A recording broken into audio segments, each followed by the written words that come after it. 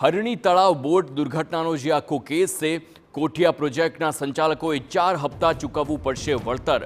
4 હપ્તામાં મૃતકો અને ઇજાગ્રસ્તોને વળતર ચૂકવવાનું રહેશે।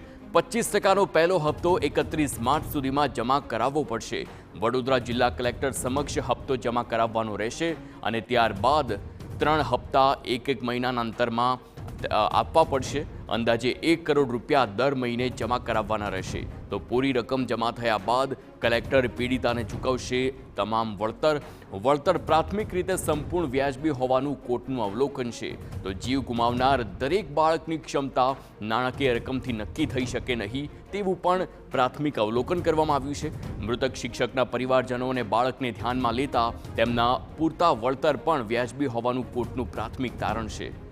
સંવાદદાતા રોનક વર્મા ફોનલાઈન પર છે। રોનક, વળતરની વાત કરવામાં આવી છે, વધુ વિગતો।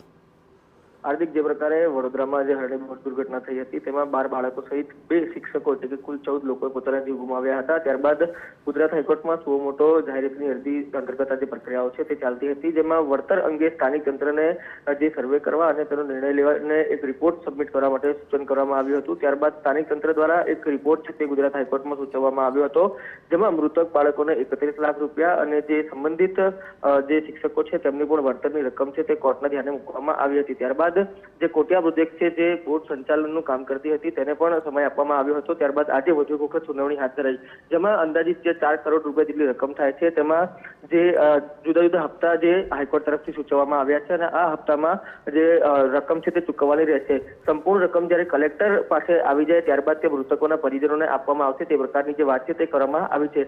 મહત્વનું છે કે અત્યાર સુધી જે મૃતકના પરિવારજનો છે તેમના તરફથી જે વકીલ ઉત્કર્ષ દવે છે તેમના તરફથી જે વળતર છે તેમની જુદી જુદી રજૂઆતો કરવામાં આવી હતી અને ત્યારબાદ જે રિપોર્ટ છે તે સૂચવવામાં આવ્યો હતો અને આજે આખરે જે વળતર છે તેની રકમ નક્કી કરીને કોર્ટ દ્વારા આદેશ છે તે આપી દેવામાં આવ્યા છે।